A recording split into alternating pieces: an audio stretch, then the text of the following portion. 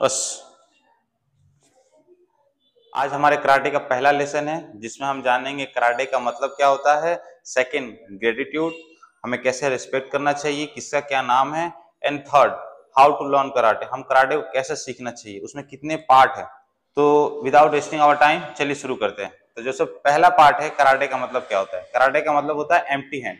Empty hand का मतलब हम खाली हाथ ही चीजों को प्रैक्टिस करेंगे बिना किसी वेपन का यूज किए हुए, क्योंकि नॉर्मली हम अपने सोशल लाइफ में कभी भी वेपन यूज नहीं कर सकते।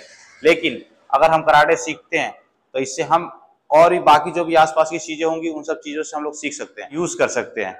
या फिर जैसे कि एग्जांपल देता हूं, आपके पास पेन हो, आपका बेल्ट, आपका शू, या फिर लड़कियों का दुपट्टा, या फिर हेयर में लगाया हुआ पिन, हर एक चीज अपने आप में एक वेपन है। अगर हम लोग अच्छे से यूज कर सके तो उसे हम लोग बहुत खतरनाक तरीके से यूज कर सकते हैं। Second, gratitude. ग्रेटिट्यूड का मतलब होता है रेस्पेक्ट देना। हम कैसे किसी को रेस्पेक्ट देते हैं।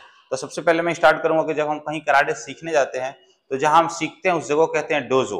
डोजो का मतलब होता है क्लास। वहां जो सबसे सीनियर पर्सन होता है जिससे हम कराटे सीखते हैं उसे कहते हैं सेंसी। सेंसी, जब भी हम क्लास में जाएंगे तो सेंसी को बिट्टू गोदा, बिट्टू गोदा का मतलब होता है पैरों को वी करना है, वी शेप में, और बॉडी को स्ट्रेट, हाथ खुले हुए, बॉडी फुल स्ट्रेट, देन उस ऐसे हल्का सा वो होते हैं, हल्का सा झुकेंगे और ओस कहेंगे। इसका मतलब होता है रेस्पेक्ट देना। जो भी हम जैसे अपने अलग अलग मजहब में, रिलीजन में, कास्ट में हम लोग सीनियर को रेस्पेक्ट देते हैं, कोई सलाम करता है, कोई प्रणाम, कोई सत श्री अकाल, उसी तरह इसमें भी हम लोग सिर्फ एक लैंग्वेज यूज करते हैं, वो किसी भी कास्ट का फर्क नहीं पड़ता, सिर्फ ओस। देन योय। योय का मतलब होता है तैयार होना, आप हर तरह से तैयार हैं। अब तुम्हारा सेंसी जो भी बोलेगा करने के लिए आपको वो करना होगा। ये सेकंड। सेकंड, जो भी सीनियर के बाद, सेंसी के बाद जो सीनियर होता है वो होता है सेम्पाई। मतलब हमारे ऊपर जितने भी है सभी सेम्पाई हैं। सेम्पाई, हर एक सीनियर हमारा सेम्पाई होता है। क्लास में सिर्फ एक सेंसी होता है, बाकी सब सेम्पाई होते हैं। थर्ड, थर्ड हम लोग सीखेंगे कराटे को सीखते कैसे हैं, कैसे सीखना चाहिए, उसमें कितने पार्ट है। मैंने इसे बांटा है 3 पार्ट में। सबसे पहला पार्ट है long range, second mid range, third short range. तो सबसे पहला पार्ट है लॉन्ग रेंज। लॉन्ग रेंज में हम किक को लेते हैं। नॉर्मली हमारे शरीर का जो सबसे दूर, अगर किसी को ओपोनेंट को टच करना है तो हमारा किक ही उसे टच कर सकता है, किक ही उसे टच कर सकता है। इसलिए हम इसमें सीखते हैं किक। किक में भी वेरिएशन होता है बहुत तरह के, जैसे माईगिरी, मवाशी गिरी, किकोमी, उशिरो गिरी, पूरा मवाशी।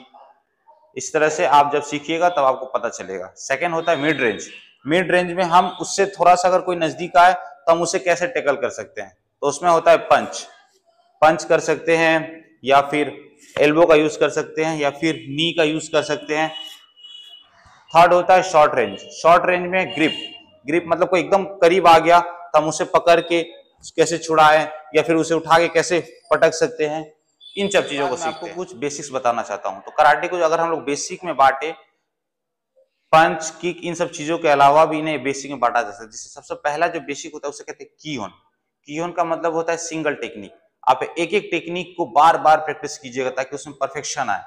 कीहोन, कीहोन में क्या होता है, एक एक टेक्निक को समझा जाता है। कैसे हम लोग पंच करते हैं, गेदान ब्राई, कोई भी टेक्निक, या फिर कोई स्टांस हो, हम लोग किस तरह बैठते हैं, किस तरह मूव करते हैं, कैसे स्पिन करते हैं, हर एक चीज को मूवमेंट पे ध्यान देना होता है। इसे कहते हैं कीहोन। सेकेंड है काता। काता में हम लोग कीहोन के कॉम्बिनेशन को एक साथ लाते हैं और इसमें हम लोग एक एक टेक्निक को, स्टांस को मिला के उसे काता बनाते हैं। इसलिए बनाया गया क्योंकि हम लोग किसी भी एक चीज को बहुत सालों तक नहीं चला सकते। तो हम शुरू में जो हमारे बहुत एंसेस्टर थे जो कराटे में, मार्शल आर्ट में सीनियर थे, उन्होंने काता का फॉर्मेशन किया।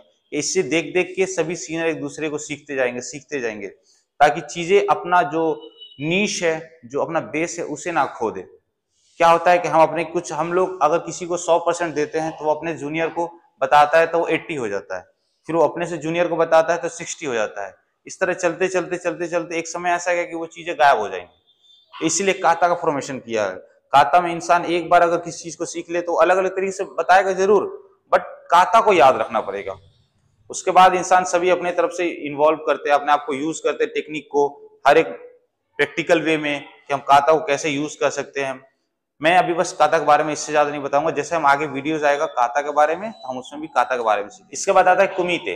कुमीते में क्या होता है कि हम लोग चियोन और काता का प्रैक्टिकल यूज करते हैं, रियल यूज करते हैं। हम लोग किसी ओपोनेंट को ले लेंगे, किसी भी जो हमारे साथ प्रैक्टिस करता है उसको ले लेंगे, या फिर हम घर पे किसी भी अपने जूनियर भाई बहन के साथ या फिर अपने फ्रेंड के साथ प्रैक्टिस कर सकते हैं, जिसमें हम लोग प्रैक्टिकली यूज करेंगे कि हम लोग उस टेक्निक को किस तरह यूज करेंगे तो सामने वाला अपने आप को बचाएगा, सामने वाला हम पे यूज करे तो हम अपने आप को कैसे बचाए, हम लोग किसी भी सिचुएशन से कैसे निकले। इसमें हम लोग का कुमिते प्रैक्टिस मदद करता है, कुमिते हेल्प करता है। तो ये ऐसे एक बार में नहीं हो जाता, इसे हम लोग कंटिन्यू एकदम रेगुलरली कंटिन्यू कंसिस्टेंटली प्रैक्टिस करते करते करते करते वो एक रिदम आ जाता है हमारे शरीर में कि हाँ, सोचना नहीं पड़ता उस वक्त कि मतलब हमें कौन सा टेक्निक यूज करना चाहिए। नॉर्मली लोग सोचने लगते हैं कि मतलब मैं इस टेक्निक को यूज करके अपने को बचाऊं, या फिर कभी दूसरा ब्लॉक करूं, या फिर पंच करूं या किक करूं। ये कब होता है? जब इंसान प्रैक्टिस नहीं करता। जब आप कंटिन्यू प्रैक्टिस करेंगे तो आपका बॉडी अपने आप उस चीज में इन्वॉल्व हो जाएगा फिर, जिससे वो सोचेगा नहीं, वो बस तुरंत अपने आप को रिएक्ट कर देगा। सबसे जरूरी बात ये बताना चाहूंगा, कराटे सीखने का मतलब सिर्फ पंच किक करना नहीं है। ये हम लोग सीख के अपने बॉडी को इंटरनली स्ट्रांग करते हैं ताकि कोई आपको ना दबा पाए, आपको पीछे ना कर सके। अगर आपके अंदर कैपेसिटी है कुछ अच्छा करने की, तब आगे आके बोले। इस बोलने के लिए आपको अंदर से ताकत चाहिए, हिम्मत चाहिए, और ये आपको कराटे करने से आएगा। ऐसा नहीं है सिर्फ कराटे करने से आएगा, आप कोई भी मार्शल आर्ट करते हैं तो उससे सीखने से आपके अंदर आएगा। लेकिन मैं कराटे सिखाता हूं, इसलिए मैं स्पेशली कराटे ही टर्म को यूज करूंगा। कराटे हमें सिखाता है कि हम लोग अंदर से हम्बल रहे और बाहर से जेंटल, अंदर से एकदम पीस रहे, एकदम माइंड को एकदम शांत रखे। हम लोग कितना भी ताकत आ जाए, ऐसा नहीं कि हम लोग दूसरे को लड़ने झगड़ने लगे, नहीं, हम लोग अपने आप को एकदम शांत रखे। सामने वाला अगर वीक भी है तो भी रेस्पेक्ट दे, स्ट्रांग है तो भी रेस्पेक्ट दे, इससे कोई फर्क नहीं पड़ता। और बाहर से एकदम जेंटल वे में बात करे, एकदम छोटा हो या बड़ा हो सबको रेस्पेक्ट दे। ऐसा नहीं कि हम दिखाने लगे नहीं मैंने सीखा है मैं लड़ सकता हूं, नहीं, कोई जरूरत नहीं है। कराटे का यूज एकदम रेयर केस में होना चाहिए। प्रैक्टिकल लाइफ में हमें सिर्फ अपने पर्सनालिटी डेवलपमेंट पे ध्यान देना चाहिए। और जो बात रहा किक पंच का, अपने आप को सेल्फ डिफेंस का, ये इन अ वेरी रेयर केस, जब सिचुएशन बिल्कुल कंट्रोल नहीं हो सकता, चीजें हमारी हाथ से एकदम बाहर चली जाए, अब लगता है कि नहीं अब बातों से नहीं होगा, उस वक्त हम लोग कराटे को यूज करते हैं। वो भी उतना ही जितना मैं अपने आप को बचा सके। ऐसा नहीं कि सामने वाला गिर गया, सामने वाला बोल रहा है कि नहीं अब बस हो गया, अब झगड़ा खत्म करो, हम एक बार शुरू कर दिए तो उसे तो मार के ही खत्म करेंगे, नहीं, ऐसा नहीं।